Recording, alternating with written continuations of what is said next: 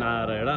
ल हेर्नुहोस् है, स्वयम्भू मनु शतरूपजी की तपस्या थाली, जहाँ कि तपस्या गरेर हामी सृष्टि चलो साथी भाइ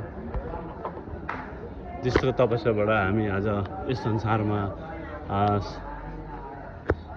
मानव जुनीमा पाएको छौँ, जहाँ कि पिता स्वयम्भू माता शतरूपजीबाट हामी हाम्रो यस संसारमा सृष्टि भएका हामी सृष्टिकर्ता हौँ र हामी कति भाग्यमानी छौँ।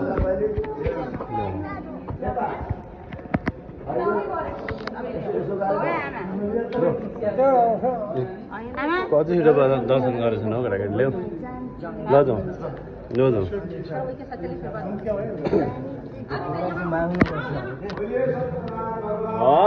की जय हो। नारायण नारायण नारायण नारायण नारायण सत्यनारायण नारायण नारायण सत्यनारायण नारायण नारायण श्री हरि नारायण नारायण नारायण।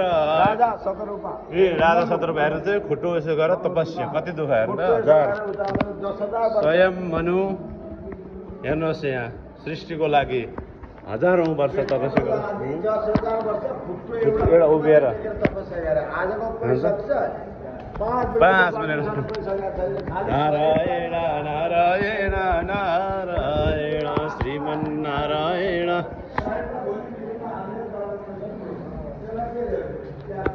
ऐतिहासिक कुरा नि कति छ नि हो कि यो भाग त नि छ कि यो छ नि यो भाग छ नि यो त जम्मै सृष्टिकालका सुरुका पदहरू।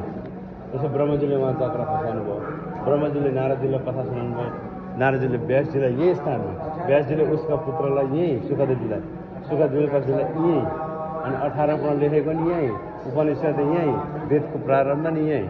त्यही भएर यहाँ हजार यो रुखहरू न यत्रो 5099 सालको भएको भनेपछि अनि यो चाहिँ सबभन्दा यहाँ खुट्टो हाल्नु नि हामीहरूले अब यी शतरूपहरूले अब मनुहरूले चाहिँ अब यही तपस्या हामी सृष्टिबाट आउँदैछ। हामी नै छौँ अब हाम्रो सृष्टिकर्ता भगवानको लागि राधा कृष्ण हुनुहुन्छ नि। जय होस्।